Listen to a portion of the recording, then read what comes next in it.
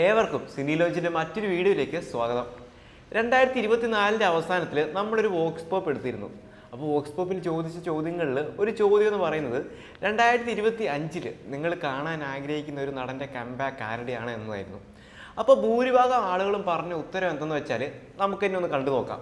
ഈ ഒരു വർഷം ഏതെങ്കിലും ഒരു നടൻ്റെ കംബാക്ക് ആഗ്രഹിക്കുന്നുണ്ടെങ്കിൽ അത് ആരുടെ ആയിരിക്കും? കംബാക്ക് നിവിൻ പോളി തന്നെ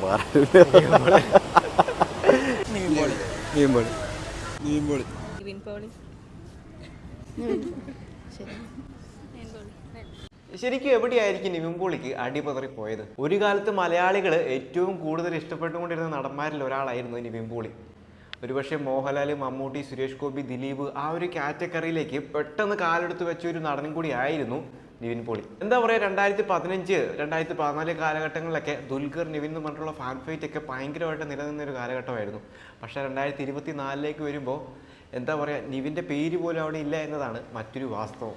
ആ കാലഘട്ടങ്ങളിൽ, അതായത് 2015, 16 കാലഘട്ടങ്ങളിലൊക്കെ മോഹൻലാലിന് വരെ ഒരു ടഫ് കോമ്പറ്റീഷൻ ഒരു യുവനടൻ കൊടുക്കുക എന്നൊക്കെ പറയുന്നത് കുറച്ച് എന്താ പറയുക, അങ്ങനെ ഒരു നടൻ യുവനടന്മാരുടെ ലിസ്റ്റിൽ നിന്ന് തന്നെ പെട്ടെന്ന് അങ്ങ് മാഞ്ഞു പോകുമ്പോൾ സിനിമ ആസ്വാദകൻ എന്ന നിലയിൽ നിവിൻ പോളിയുടെ ഒരു കംബാക്ക് ഞാനും ആഗ്രഹിക്കുന്നുണ്ട്. പക്ഷേ ഒരു കംബാക്ക് തരാൻ മാത്രം നിവിൻ പോളിയുടെ പടങ്ങൾ പൊട്ടിപ്പാളീസായോ എന്നതാണ് മറ്റൊരു ചോദ്യം. നിവിൻ പോളിയുടെ പരാജയപ്പെട്ട പടങ്ങൾ നോക്കുമ്പോൾ, സാമ്പത്തികമായിട്ട് പരാജയപ്പെട്ട പടങ്ങൾ നോക്കുമ്പോൾ ഈ അടുത്തായിട്ട് കുറച്ചധികം പടങ്ങൾ കാണാം. അതായത് അവസാനങ്ങൾ ഇറങ്ങിയ പടങ്ങളിലൊക്കെ തന്നെ സാമ്പത്തികമായിട്ട് പരാജയപ്പെട്ട സിനിമകളാണ്.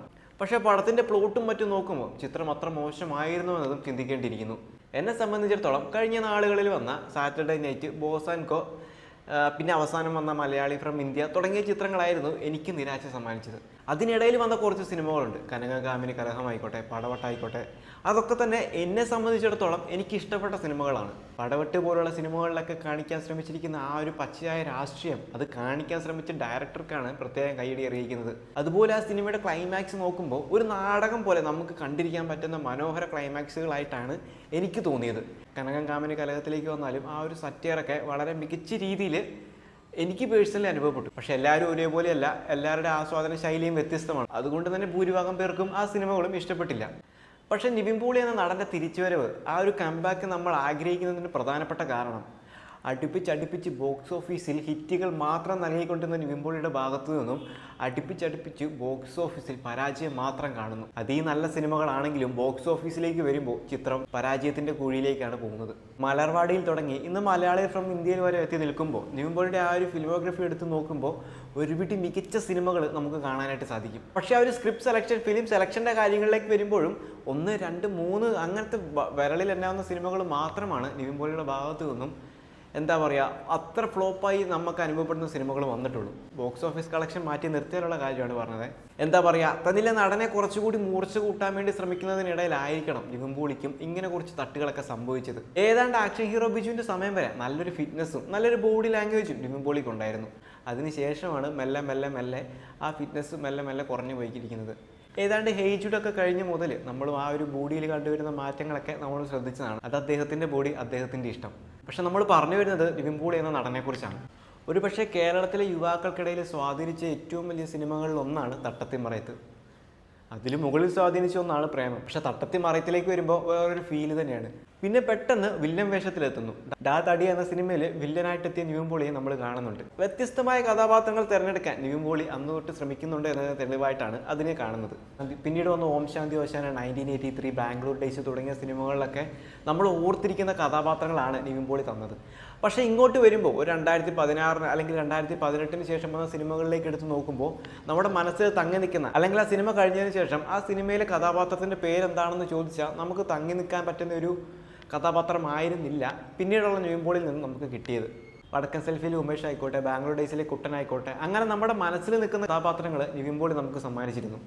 എന്താ പറയുക, പൊട്ടിപ്പാളീസായ റിച്ചി ഇറങ്ങുന്നതിന് മുമ്പ് വരെ ഒരു യുവനടനിൽ നിന്ന് അത്രയും വലിയൊരു പ്രതീക്ഷ നമുക്ക് കിട്ടണമെങ്കിൽ ആ നടൻ്റെ ലെവല് ഒന്ന് ആലോചിച്ച് നോക്കിയേ. അതും അങ്ങ് തമിഴ്നാട്ടിൽ.